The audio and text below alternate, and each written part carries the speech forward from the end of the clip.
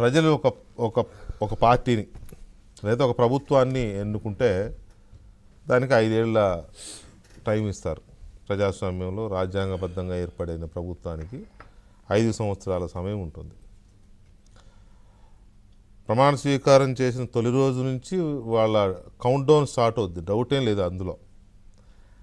కాకపోతే ఆ పని చేయడానికి, స్టడీ చేసుకోవడానికి, ప్రభుత్వాన్ని అన్ని రకాలుగా సమకూర్చుకోవడానికి కొత్త కాపురం అంటారు కదా, ఆ కొత్త కాపురాన్ని అంతా పెట్టుకుని ఏ శాఖ ఎవరు ఏంటి, ఎక్కడ లోపాలు ఉన్నాయి, ఎక్కడ మనం చేయగలం, ఎక్కడ మనం చేయలేము, అలాగే మన హామీలు ఏంటి, ఎలక్షన్లో ఏం మేనిఫెస్టో ఇచ్చాం, ఆ మేనిఫెస్టోని అమలు చేయడానికి ఎలాంటి యాక్షన్ ప్లాన్తో ముందుకెళ్ళాలి, ఇవన్నీ చేయడానికి ఇట్ టేక్స్ టైం.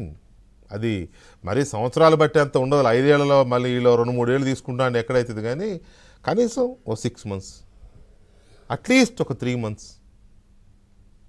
కరెక్ట్గా ఇవాళ 17వ రోజు, 19వ రోజు రేవంత్ రెడ్డి గారి ప్రభుత్వం ప్రమాణ స్వీకారం చేసి ఇవాళ ఆయన 19వ తేదీ నాడు సెక్రటేరియట్లో వాళ్ళు ఫస్ట్ మీటింగ్ ఏదో పెట్టుకున్నారు. 9వ తారీఖు నాడు, అంటే అది 17 రోజులు ఫస్ట్ మీటింగ్ పెట్టుకున్నది. 17 రోజులకి ఉన్నంతలో ఏదో చేద్దాం వేగంగానే, ఏదో అదేంటది మీరు ఇచ్చిన హామీలు 6 గ్యారంటీస్ 6 స్టార్ట్ చేయాలని ముందు ఆ మహాలక్ష్మి అనేది ఏదో స్టార్ట్ చేశారు. ఆ బస్సు, ఉచిత బస్సు, ఆరోగ్యశ్రీ, ఇంకా ఉన్నాయి, ఇంక చాలా ఉన్నాయి, ఒకటి కాదు. వాళ్ళు చాలా హామీలు ఇచ్చారు, అవన్నీ చాలా చేయాలి. చేయకపోతే వెంటబడతారు, వేటాడతారు.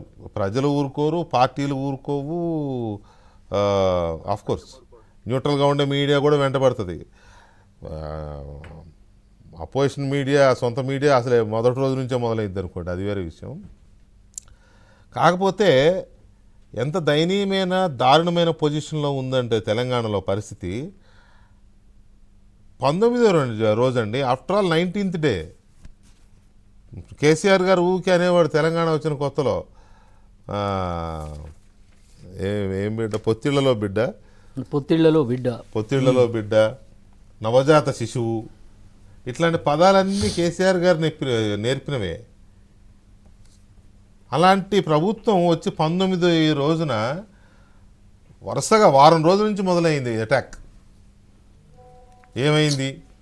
నేను బీఆర్ఎస్ చేసిందని, లేదా బీజేపీ చేసిందని, కమ్యూనిస్టులు చేశారని, ఇంకొకరు చేశారని నేను అనట్లే. ఎవరికైతే కాంగ్రెస్ పార్టీ అధికారంలోకి రావడం ఇష్టం లేదో, లేకపోతే ఎవరైతే రేవంత్ రెడ్డిని వ్యక్తిగానో లేకపోతే ఒక లీడర్గానో వ్యతిరేకిస్తారో, లేకపోతే ఒక సెక్షన్ ఆఫ్ మీడియా, వీళ్ళు అఫ్కోర్స్ బీఆర్ఎస్ ప్రధాన ప్రతిపక్షం కాబట్టి వాళ్ళు విమర్శలు ఉంటాయి, రాజకీయంగా విమర్శలు ఉంటాయి. కానీ కేసీఆర్ గారు మాకు చెప్పినారు, మనం అవసరం ఉన్నంత టైం వాళ్ళకి ఇవ్వాలి, ఆ తర్వాత మనం మాట్లాడదామని చెప్పిన కేటీఆర్ గారు మొదటి రోజు, ఆ నెక్స్ట్ రోజు నుంచే మొదలెట్టినారు ఆయన కూడా దాడి. ఇప్పుడు కాంగ్రెస్ పార్టీ 100 రోజుల్లో మా మేనిఫెస్టో, మా 6 గ్యారెంటీలు అమలు చేస్తామని చెప్పారంటే 100 రోజులు. 100 రోజుల్లో 99వ రోజు కూడా కాదు, 100వ రోజు సాయంత్రం వరకు ఆగాలి అని నేనేవారిని కానీ చెప్పడానికి. ఆగి ఆ తర్వాత ఏం బాబు ఏంటి ఇచ్చే ఇక లెక్కది, ఇప్పుడు శ్వేతపత్రాలు తీరు, నువ్వు ఇచ్చిన మేనిఫెస్టో ఏంటి, నువ్వు అమలు చేసింది ఏంటి తీయని యూ కెన్ డిమాండ్. ఎక్కడది అక్కడే ఉన్నది, ఇంకా ఎక్కడ కాళ్ళు గుంజుకోలేదు అంటారు కదా. అలా ఉండగానే ఈ రకమైన ఇక మేధావర్గం ఒకటి తయారవుతుంది. ఆ మేధావర్గం ఎందుకు నిలదీస్తారు అంటే నిలదీయవచ్చు, కానీ నిజంగా అక్కడ కన్స్ట్రక్టివ్ ఇది ఉంటే ప్రశ్నించవచ్చు. 19th డేనే నువ్వు రేవంత్ రెడ్డి ఫెయిల్, లేకపోతే ఇంకొక ఆయన ఫెయిల్, లేకపోతే ఈ గవర్నమెంట్ ఫెయిల్, ఏం చేస్తలేరు, మేము ఏదో ఎక్స్పెక్ట్ చేసాం, ఇదేమో చిరంజీవి సినిమానా, మార్నింగ్ షో చూసి సినిమా ఫ్లాప్ అయింది, లేకపోతే ఇంకొక బాలకృష్ణ సినిమానా, మార్నింగ్ షో చూసి సినిమా ఫ్లాప్ అయింది చెప్పడానికి. ఆ గవర్నమెంట్ పనితీరు ఎలా ఉంటుందో it takes at least minimum 3 to 4 months అయితే కానీ వాళ్ళకు ఒక అవగాహన రాదు. ఇప్పటి వరకు ఉన్న గవర్నమెంట్ ఏం చేసింది, వాళ్ళ పాలసీస్ ఎలా చేసినారు, ఫైనాన్షియల్ స్టేటస్ ఏంటి, మనం ఎంతవరకు దీన్ని చేసుకోగలం, మనం ఎలా దీన్ని మేనేజ్ చేసుకోవాలి, ఆఫీసర్స్ మార్చుకోవాలి, వీళ్ళకి అనుకూలంగా ఉండే ఆఫీసర్స్ వచ్చి వాళ్ళకి సలహాలు ఇవ్వాలి. ఏమీ లేదు అసలు. అది అంటే నిజంగా అందుకే నేను సెటైరికల్గా నేను పెట్టాను, ఏం సీఎం సార్ ఇంకెన్నాళ్ళు ఇది కావాలి నీకు టైం అని.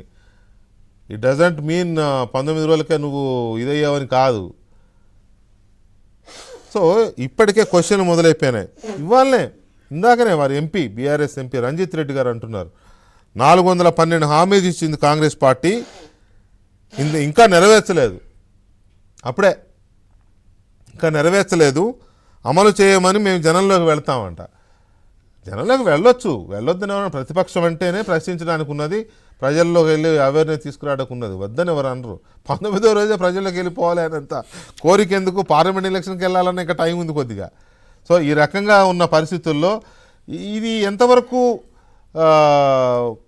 అంటే సహజంగా ప్రభుత్వాలు కక్ష సాధింపు లేకపోతే ప్రభుత్వాలు వేధించడం ఇలాంటివి చూస్తాం. కానీ ఇక్కడ ప్రతిపక్షము లేకపోతే ఒక సెక్షన్ ఆఫ్ ఇంటలెక్చువల్ కమ్యూనిటీయో ఒక సెక్షన్ ఆఫ్ మీడియాను వెంటబడుతున్నట్టు వేధిస్తున్నట్టు కనబడుతోంది.